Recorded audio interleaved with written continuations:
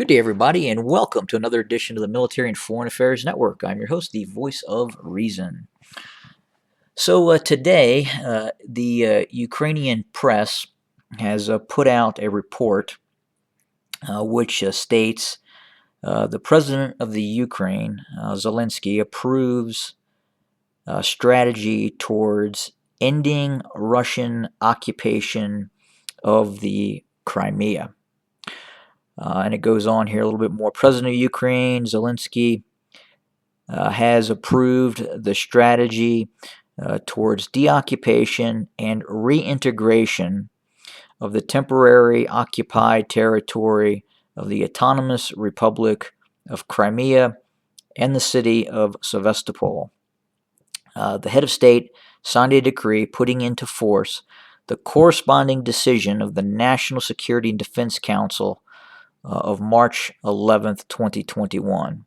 This document defines a set of measures of a diplomatic, military, economic, information, humanitarian, and other nature aimed at restoring territorial integrity and the state sovereignty of Ukraine within the internationally recognized borders through the deoccupation and reintegration of Crimea, the statement said.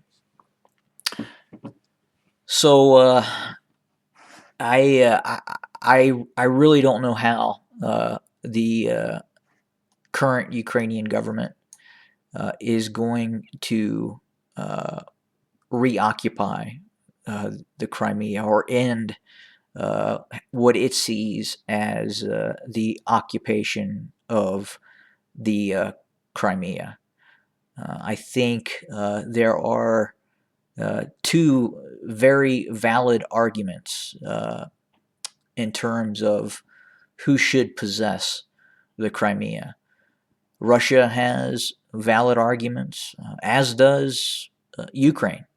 They both have very valid claims to the Crimea.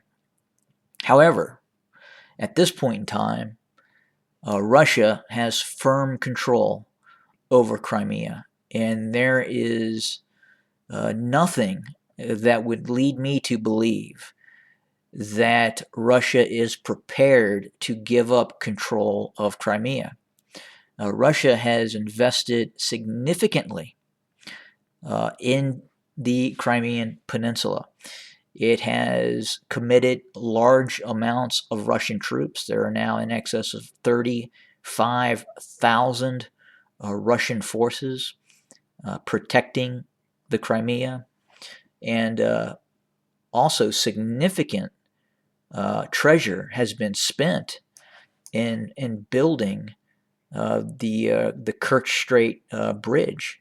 So, as you know, the Russians, once the Crimea was seized, obviously understood that it would be challenging to supply the Crimea outside of a full military invasion, where they could actually build a land bridge to the Crimea, which they currently don't. So the only way in for Russia is by airlift, ship, but now they have this bridge which connects the Russian mainland per se to the Crimean Peninsula, and that was a great undertaking to build this large bridge that connects the peninsula. So all these resources were spent by Russia to do this, and also the military might that has been moved in to the Crimean Peninsula to protect it is very significant. It's Russia has no intent on giving this back to the Ukrainians. Now, again, I'm not going to say outright that Russia is correct, nor am I going to say that the Ukraine is correct in their claims. I think right now it's really whoever has the capability of possessing the Crimea. And right now, that is Russia. And the only way that Ukraine would retake the Crimea would be through military force. The Russians are not going to give back the Crimea via diplomatic means. So the only other option, as talked about in that statement, was the military option.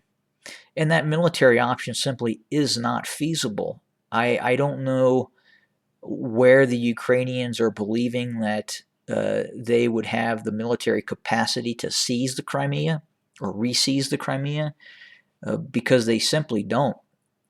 And if there is some sort of operation being planned, the likes of which maybe occurred with Georgia trying to seize South Ossetia, or something similar, that's simply going to end in disaster for Ukraine.